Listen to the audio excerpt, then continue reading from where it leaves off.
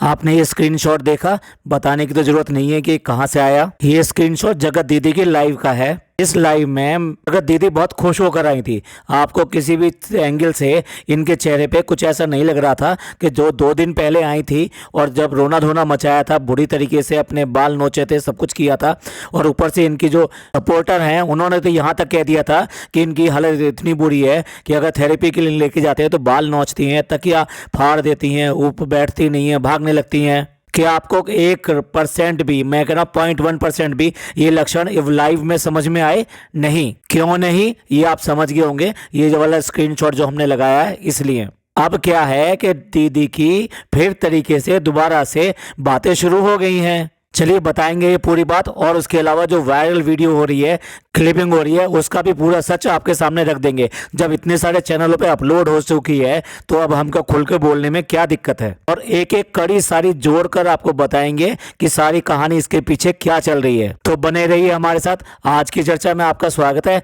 जो लोग चैनल पर पहली बार आए हैं तो प्लीज सब्सक्राइब कर लें और बेल आइकन भी दबा दें, जिससे कि आने वाली वीडियो की इन्फॉर्मेशन टाइम से मिल जाए। शुरुआत करते हैं वही स्क्रीनशॉट वाली बात से। दीदी की ये लाइव चल रही थी और लाइव जहाँ एंड होने वाली थी, एंड ऐसे नहीं हुई थी, एंड इस वाले सुपर चैट वाले 40 रुपीज वाले कमेंट से हुई थी। दीदी ने जैसे ही कमेंट देखा वैसे तार से तार मिल गए और वीडियो को रैप करना शुरू कर दिया। फिर तो इतनी जल्दी रैप किया और बंद करके भाग गई। सबसे पहले तो ये 40 रुपीज लेके कौन अपना संदेश लेकर आया है, आप समझ गए होंगे ये 40 रुपीज कहाँ से आ रहे हैं। और 40 रुपीज का कोई मतलब नहीं है, 40 रुपीज का कोई मतलब नहीं है। 40 रुपीज तो इसलिए है क्योंकि जब आप सुपर चैट देते हैं तो वो ऊपर आता है, टॉप पर आता है और काफ़ी देर तक सस्टेन करता है। 1 आ जाए, फिर 2 आ जाए, फिर 3 आ जाए, इस तरह सस्टेन करता है। और नॉर्मली ये वीडियो अगर आप ये लाइव जो उस पर देख रहे हैं, मोबाइल पर देख रहे हैं, तो आपको दिखाई नहीं देगा। लेकिन अगर आप लैपटॉप वगैरह इनसे कर रहे हैं तो आपको साथ साथ कमेंट जो आते हैं ना साइड में, उसमें ये सब जो आता रहता है और वहाँ ऊपर टॉप पर दिखाई देता है कि किसने कितने पैसे दिए हैं आपको। तो सारे कमेंट इतनी तेजी से जाते हैं ऊपर कि आपको पता भी नहीं चलता कि कौन क्या कह रहा है। कुछ ही कमेंट आप पढ़ पाते हैं। तो इसलिए ये सुपर थैंक्स वाला जो होता है, सुपर थैंक्स वाले में ऊपर क्योंकि वो लिख कर आ जाता है और सस्टेन करता है, तो उसके ऊपर जो अगर मैसेज लिखा हुआ है तो वो भी आपको लगातार दिखाई देता है। बात 40 रुपीज़ की बिल्कुल भी नहीं थी। बात ये थी कि अपना संदेश भेजना था और वो संदेश मिल गया जिसको भेजना था। जिसने भेजा था उसका काम हो गया, जिसने देखना था वो देख लिया और उसने रैप अप कर दिया। और लाइव के बाद में हॉटलाइन शुरू हो गई। ये निमंत्रण था, संदेश था, मैसेज था। उसमें जो लिखा था कि मैं सी टाइट करने वाला हूँ। सॉरी मैंने ऐसा प्रोनाउंस किया क्योंकि बेसिकली गाइडलाइन है, हम पूरी तरीके से बोल नहीं सकते। तो ना तो कोई करने वाला है ना करेगा। ये सिर्फ और सिर्फ संदेश देने का एक तरीका था कि चैट बंद करो, आओ जरा चल के बात करते हैं। कुछ को लग रहा होगा मैं बहुत अजीब बात कर रहा हूँ, लेकिन ये सत्य है। ये ऐसे सत्य है कि आप सारी क्रोनोलॉजी को समझिए, पूरा का पूरा मास्टर प्लान समझिए। पहले सबसे पहले शादी तोड़वाने का प्लान था, वो तोड़वा दी गई। शादी तोड़वाने में एक बेवकूफ का सहारा लिया गया जिसने अपने ही पैर पे खुद कुल्हाड़ी मार ली। आप समझ रहे होंगे जिस भाभी के पीछे सबके सब भाग रहे हैं कि भी इसको बहुत दुख हुआ है, इसका देखना चाहिए, इसका देखना चाहिए, इसने तो कुछ भी नहीं किया है, मैं उसी की बात कर रहा हूँ। वो जो भाभी जान है, भाभी जी हैं, उन्होंने अपने पैर पे खुद कुल्हाड़ी मारी कि उनकी बातों में आके प्रोवोक किया इस बात के लिए, तुमने मेरा घर बिगाड़ा है तो मैं तुम्हारी शादी नहीं होने दूंगी। अब ले लो मजे। शादी तो टूट गई और शादी टूट गई तो सारे बंधन भी खुल गए, जो चाहते थे वो भी हो गया। अब कभी भी चिड़ा जो फुर हो सकता है और जाके दीवार पे बैठ जाएगा और छत पे पहुंच जाएगा।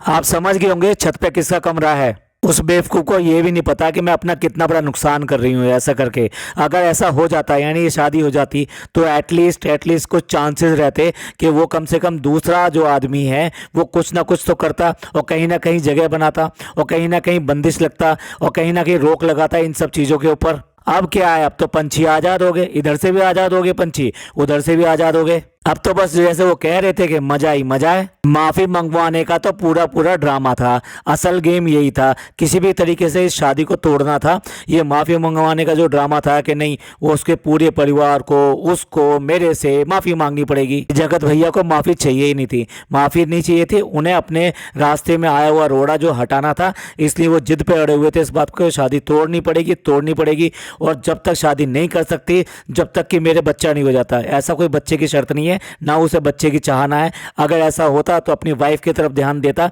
ना कि उसकी बातों की तरफ ध्यान देता। अरे तुम्हें अपना परिवार चलाने के लिए, अपना वंश चलाने के लिए दूसरे की परमिशन की जरूरत है? शर्म आनी चाहिए यार तुम्हें। तुम क्या आदमी कहलाने लायक नहीं हो। तो देखिए, माफी की नाम लेकर लेकर बार बार, और बच्चे का नाम लेकर कि नहीं बच्चे के लिए मैं शादी तोड़ना चाहती हूँ, वो बेवकूफ़ क्यों इनके चक्कर में आ गई और इसके अपने घर का नाश कर लिया कि भाई ठीक है इसकी शादी तोड़वाते हैं, और उसी सब में लग गई। और अब देख लो, अब कुछ भी नहीं हो सकता। ये आदमी नहीं रुकेगा, चाहे कुछ भी हो जाए। ये कितने झाड़ पूछ कर लें, कितने घर के अंदर पूजा करवा लें और कितने ही तांत्रिक को बुलवा लें, इस आदमी के दिमाग पे जो छाया हुआ है वो नाच गाना छाया हुआ है। वो नाच गाना ही देखना चाहता है ये, उसके अलावा इसे कुछ नहीं सूझ रहा है। उसे सपनों में भी वही दिखाई देती है, जब भी वो हर बात में उसी का नाम लेता है और उसी के बारे में बात करता है। और शादी तोड़वाने के बाद में वो आई रोते बिलखते। तो मजनू जो था उससे क्या करना था? उसे वही करना था जो उसने करना है। उसको देखकर पिघले भी नहीं, वो तो उसकी तरफ पहले से ही थे।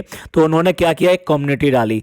और कम्युनिटी डालने में वो भी कम्युनिटी इसलिए डाली कि संदेशा भेजना था कि I am ready to come. और बेसिकली क्या है, तुम्हें घबराने की जरूरत नहीं है, तुम इतना रोना धोना मत रो, ये सब अब अपना काम ज़्यादा हो चुका है, अब ज़्यादा ड्रामे की जरूरत नहीं है। अब धीरे धीरे करके हमें नॉर्मल होना है और उसके बाद में अपना काम करना है। उस कम्युनिटी में उसने इस तरह के शब्द लिखे थे कि मुझे पता नहीं चल रहा कि मैं क्या कर रहा हूँ, मेरा दिमाग काम नहीं कर रहा है, मेरे को जो दिखाई देता है वो सही नहीं है, और जो मैं सोचता हूँ वो होता नहीं है, मैं बिल्कुल कश्मकश में हूँ। कुछ इस तरह का उसने डाला था। अब इसमें ये जो बात कही गई थी, इसमें कुछ गलती थी? ना ना ना ना, इसमें कोई भी गलती नहीं थी। अगर कोई डाल रहा है तो कोई बात नहीं है, लेकिन तुरंत ही उसको डिलीट कर दिया गया, क्योंकि वहां तक सिर्फ मैसेज भेजना था कि अब तुम ये सब बंद कर दो, अब ये अपना काम हो चुका है। और उसके बाद में जगत दीदी एक और लाइव लेकर आती हैं, और उसमें जो है अपने भैया को भी बीच में इन्वॉल्व करती हैं, बीच में आ जाते हैं वो। तब कुछ लोगों के माफ़ी मांगती हैं, और कुछ लोगों में वो लोग नहीं हैं जिनको जो माफ़ी मंगवाना चाह रहे थे, और बताने के लिए आती हूँ मैं ठीक हूँ।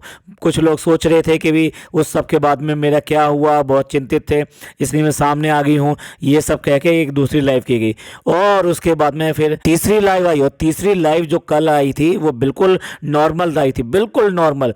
आप सोचिए, जिसके साथ में इतना चीरहरण हुआ हो, जिसके सब चीज़ें इज्जत बिल्कुल तार तार कर दी गई हो, जिसके पूरे घर की इज्जत चली गई हो, जिसकी शादी टूट चुकी हो, वो इस तरह खुश बस सिर्फ क्या था, मेकअप नहीं था दीदी के ऊपर, बाकी सब चीजें वहीं की वहीं कायम थी। उनकी मुस्कुराहट वहीं कायम थी, उनकी आंखों में वही चमक थी जो पहले थी, क्योंकि उनके पता है कि अब सब कुछ मामला सेट हो चुका है। तो बड़े नॉर्मल तरीके से हंसते हंसते आके उन्होंने बात करी, और बाकी व्लॉगर बाकी सब चीज़ों की बात करने से मना कर दिया बिल्कुल साफ, मैं बात नहीं करूंगी, मैं सिर्फ अपने चैनल अपने उसके बारे में बात करूंगी। अपने चैनल पे जो सब कांड हुआ, जिसने तुम्हारी इज्जत का भूल को हरण कर लिया, जिसने इतना बदनाम कर दिया, तुम उसके भैया भैया वाली सारी वीडियो डालकर बैठी हो, मामा मामा वाली सारी वीडियो डाल के बैठी हो, वो क्यों नहीं हटा देती? नहीं हटाएंगी, क्योंकि उससे असल में प्यार है। और ये तो मजनू का और इनका मिलके एक अच्छा खासा प्लान था। प्लान ये था कि ये असल में भाई बहन बने हुए थे, सब लोगों के सामने, घर वालों के सामने, सबके सामने। तो अब कैसे करके अपना रूप सामने लेकर आएं और ये सब चीज़ें ये शुरू करें, आई मीन प्रॉपर तरीके से एक हो जाएं। इसके लिए इन दोनों ने मिलकर ये मास्टर प्लानिंग करी कि पहले चीज़ें खोल देते हैं, कुछ बकबक होगी, कुछ झकझक होगी, कुछ ये सब होगा, और उसके बाद में सब कुछ हो जाएगा, सब कुछ कर लेंगे, तो फिर उसके बाद में फिर एक हो जाएंगे। तो उसके बाद में लोगों को कहने को क्या रह जाएगा कि चलो ठीक है, जैसे ये पहले थे वैसे ही हो गए, इसमें कौन सी नई बात है। और घर वाले भी एक ना एक दिन मान जाएंगे, अच्छा नहीं मान रहा तो ठीक है। ये मास्टर भाई की मास्टर प्लानिंग थी, और उसी प्लानिंग के साथ में ये चल रहे हैं। और ये जो वीडियो वायरल लीक हुई है, ये लीक नहीं हुई है, लीक करवाई गई है। और ये लीक करवाई है किसने करवाई है? ये अपनी हल्का जी ने करवाई है। अगर आपको मेरा विश्वास ना हो तो एक चैनल पे अपलोड हुई थी, उन्होंने फिर हटा ली वो वीडियो, उसके बाद में फिर दोबारा व्लॉग डाला, और दोबारा व्लॉग डालते समय वो क्लिपिंग डाल दी, और वो क्लिपिंग पूरी नहीं डाली, अब की बार थोड़ी सी काट कर डाली है, क्योंकि जो ऑब्जेक्शनेबल वर्ड था, एक वर्ड जो था वो उसमें से हटा दिया। लेकिन साथ में ये भी बता दिया कि उनको ये वीडियो कहाँ से मिली है। साफ साफ कह दिया ये तो हल्का ने दी है। तो हल्का ने ही नहीं दी है बल्कि और कई लोगों को दी है। और वो क्या काम कर रही है, वो अपना प्रोपेगेंडा आगे चलाने के लिए कुछ लोगों को मैटर दे देती है। इससे उनके चैनल चल जाते हैं, रिएक्शन चैनल और ये सब चल जाते हैं। और इससे क्या होता है, उसको जो करना है वो उनको बता देती है कि तुमने इस साइड में या इस तरह की वीडियो बनानी है, और वही सब लोग वही वीडियो बनाते हैं। ये गेम बहुत छोटा मोटा नहीं चल रहा है, इसमें सारे लोग अपना अपना गेम खेल रहे हैं और वो पूरी तरीके से दीदी का पक्ष लेती हैं। और ये ऐसा इसलिए चल रहा है कि अब क्या है, इन दोनों का पहले एक आदमी बुरा हुआ, फिर उसके बाद में दूसरी औरत को बुरा बना दिया गया, इतना बुरा बना दिया गया कि बहुत ज़्यादा बुरा बना दिया गया। और उसके आगे उस आदमी के पाप ऐसे लगा जैसे कम हो गए, क्योंकि उसकी बीवी सपोर्ट कर रही है, उसकी बीवी आके चीर फाड़ करने की बात कर रही है। और अब दीदी को भी बाहर निकालना है, तो उसका तरीका ये है कि ये सारा किस्सा किसके ऊपर मर दो, किसी और की ऐसी बड़ी गलती दिखा दो, इतनी बड़ी गलती दिखा दो कि ये सारी गलतियां उसके सामने बहुत छोटी हो जाएं। यही इनका मास्टर प्लान था, उसी के तहत ये वीडियो या ये क्लिपिंग जो जारी की गई। और आप देख लीजिए, इसका सारा ठीकरा किसी तीसरे आदमी ने फोड़ दिया कि उसको भी ये सब चीज़ें पता थी और उसको ये पता था कि वो हमारी साजिश में शामिल है, और जो 3 लोग मिलकर कर सकते हैं हम लोग वो करेंगे। आप समझ लो, ये बात मैं जो कह रहा हूँ कि जो 3 लोग कर सकते हैं वो हम मिलकर करेंगे। और 3 कौन होंगे? जगत दीदी होंगी और जगत भैया होंगे और जगत जीजा होंगे। आप समझ लीजिए कितनी घिनौनी बात की गई। इसको इंग्लिश में अगर कहते हैं तो थ्रीसम कहते हैं। अब इससे ज़्यादा मैं और खोलकर नहीं समझा सकता। इतनी बात ये बोली गई, किसकी तरफ से बोली गई? ये भैया की तरफ से बोली गई। और किसके लिए बोली गई? जीजा के साथ बोली गई, जो जगत जीजा बने हुए हैं उसके साथ बोली गई कि वो इस सब के लिए राजी था। अब आप सोचिए, कोई अपनी बीवी के साथ में ये सब करने के लिए किसी के साथ तैयार होगा? कभी नहीं होगा। ये जगत भैया ने चारा डाला है, किस तरीके से? इस चारे में फंसाने के लिए, जिससे सारा का सारा इल्जाम किसके ऊपर चला जाए? जगत जीजा के ऊपर चला जाए और ये सब लोग पाक साफ हो जाएं। तो अभी जो दीदी की इतनी ज़्यादा गलत इमेज हो रही है, बहुत ज़्यादा गलत इमेज हो रही है, तो अब सारा का सारा गलती कहाँ पे चली जाएगी? जीजा के ऊपर चली जाएगी। तो इसी मास्टर प्लान के तहत ये सब लोग चल रहे हैं। और समझने की कोशिश कीजिए, कई सारे रिएक्शन चैनल इनका अपना एजेंडा लेकर आगे चल रहे हैं। आप देखिए, रिएक्शन चैनल वाले का क्या काम होता है कि वो अपना रिएक्शन दे, लेकिन ट्रांसपेरेंट रिएक्शन दे। वो किसी के पक्ष में नहीं होना चाहिए, किसी एक के पक्ष में नहीं होना चाहिए। आप लगातार किसी एक का पक्ष नहीं ले सकते। जब आपको जिसकी गलती दिखाई दे, आपको बोलना पड़ेगा। आप हमारे कितने भी आप ये वीडियो सुन लीजिए, हमने अभी तक भी किसी एक का पक्ष नहीं लिया है। सबकी कमियों को खोल कर सामने रखा है, सबके सामने रखा है कि किसका क्या चल रहा है और किसका प्लान क्या है। लेकिन कई सारे रिएक्शन चैनल अपने आप को कहते हैं रिएक्शन चैनल है, पर वो क्या है, वो चापलूसी किस्म के चैनल बन गए हैं। एक किसी एक को सपोर्ट करता है, दूसरा किसी दूसरे को सपोर्ट करता है, और करता चला जाता है कि बस अब मैंने इसका ठेका ले लिया है, अब मैं इसको क्लीन चिट दिलवा के ही रहूंगा। आप समझिए, ये किसी की लड़ाई नहीं लड़ रहे हैं। ये जितने भी रिएक्शन चैनल है, ये सिर्फ अपना चैनल चलाने के लिए, व्यूज़ करने के लिए कि किसी खास के पक्ष में हो रहे हैं। और उसमें भी कुछ ऐसे चैनल भी हैं जो आज की डेट में बातचीत भी कर रहे हैं, और ऐसे बातचीत कर रहे हैं कि अब मैं चलो उनसे पूछ के बताती हूँ, मैं आपको अब इनसे बात करके बताती हूँ, अब इन्होंने ये कह दिया, अब इन्होंने ये कह दिया। आप समझ सकते हैं कैसे चैनल हैं वो। टोटली चापलूस चैनल हैं। आप लोगों को मैं बता रहा हूँ, आप देख लीजिए, चाहे किसी एक का पक्ष लेते हैं तो लेते चले जाते हैं, और उसको जब तक क्लीन चिट ना मिल जाए तब तक काम करते हैं। ये चैनल जो है रिएक्शन चैनल के नाम पे पूरी तरह से धब्बा है। अब आप समझ सकते हैं, एक ने एक का पक्ष लिया हुआ है, दूसरे ने दूसरे का पक्ष लिया हुआ है।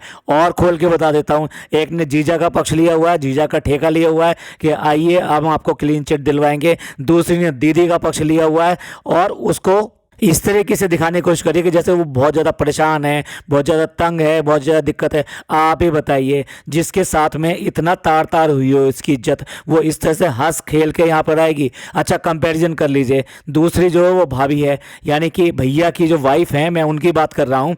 उनके चेहरे से आपको देख के ही लग जाएगा कि ज़रूर कुछ प्रॉब्लम है और बहुत ज़्यादा चिंता है और बहुत ज़्यादा उनको परेशानी है इन सब चीज़ों से। और वो मुस्कुराना बिल्कुल भूल गई है, और आप हमेशा उसको विश्वास ही नहीं हो रहा है कि मेरा पति मेरे पास वापस आ जाएगा कि नहीं आएगा, उसको बिल्कुल विश्वास नहीं हो रहा है। यही वजह है कि वो अपनी माँ को छोड़ना नहीं चाह रही किसी तरीके से। उनको भी डर लग रहा है कि अगर ये यहाँ पे रहा और अकेले में रही तो पता नहीं क्या हो जाएगा। और ये इज्जत की बात करते हैं कि हम बहुत इज्जत वाले हैं। अरे कंपैरिजन करो उस भाभी से, यानी कि मैं उसकी वाइफ की बात कर रहा हूँ, कि उसकी चेहरे की किस तरह से हवाइयाँ उड़ी पड़ी हैं। उसका हंसना खेलना, उसका सोना जागना सब बर्बाद हो चुका है। वो उसके व्लॉग्स में दिखाई देता है, उससे बात करके दिखाई देता है पूरी तरीके से। दूसरी तरफ ये है, उसके तो कोई इज्जत नहीं गई ना, उसके तो पति की इज्जत गई है, तब उसका ये हाल है। क्योंकि इज्जतदार लोग ऐसे ही होते हैं। और दूसरा, जिनकी इज्जत गई, जिनके ऊपर सारे लांछन लगे, जिन्होंने भाई बहन के रिश्ते को बदनाम कर दिया, जिन्होंने जो है पहले मामा बनाया उसके बाद पापा बना दिया, उनके चेहरे पे कहीं कोई प्रॉब्लम नहीं है। वो हंस के ये कह रही है हम तो पूरे दोबारा से वही सब काम शुरू करेंगे और हमारा बहुत काम पेंडिंग है। यानी कि दोबारा से वो नाच गाना अभी देखना आप सब कुछ शुरू हो जाएगा। और पहले जो है पति के नाम से होता था और अब नाम बदल गया है, अब बच्चे के नाम से होगा। जिनको अपनी इज्जत प्यारी होती है ना, इस तरह की बात होती है, तो वो जो है बहुत समय के लिए सोशल मीडिया इन सब से दूर चले जाते हैं। अब मैं एक असली घटना बता रहा हूँ, आप ध्यान से सुनिए, असली घटना बता रहा हूँ।